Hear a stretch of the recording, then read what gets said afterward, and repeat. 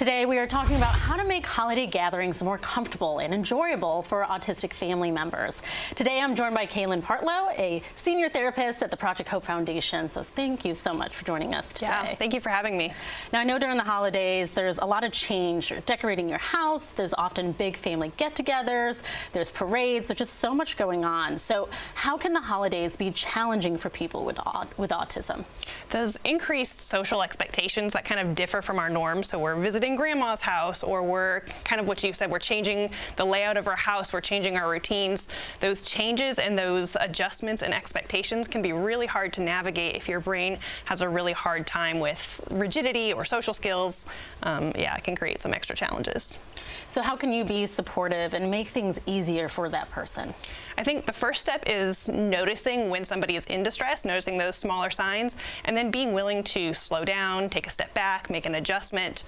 Those things could include taking a break in a quiet room, making a schedule, kind of making a plan ahead of time to support the person when you go into a social situation.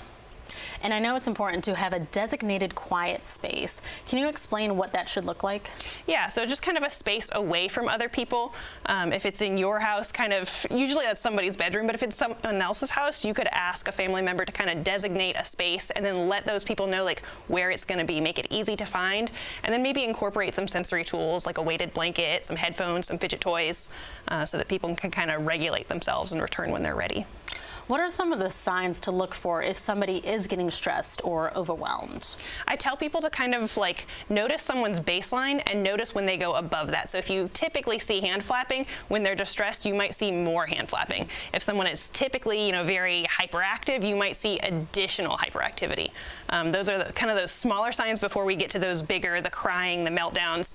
And looking for those smaller signs is kind of where you want to provide support, and that's where you want to intervene before it gets to kind of a blown out of proportion meltdown. Sometimes repeating the same question as well. Yeah, repeating statements, asking questions over and over and over again can be one of those smaller signals of distress. So what should you do if you start to notice some of those stress signals? A helpful thing to do could be to direct someone to some quiet time, take a walk, identify what the problem is, and if we can remove the stressor, and if we can't remove the stressor, kind of removing the person from the scenario can be helpful. And I see have patience. I know that's key when you're Yes. in an environment with a lot of people. I like that you also put on there, don't force interactions, like don't force people to hug one another if, that might not make them feel as comfortable, right? Yeah, just like understanding that if someone's having a hard time, it's not a reflection on you. It's just a reflection on that their brain is kind of working overtime and that they're having a hard time. They're not giving you a hard time. All right.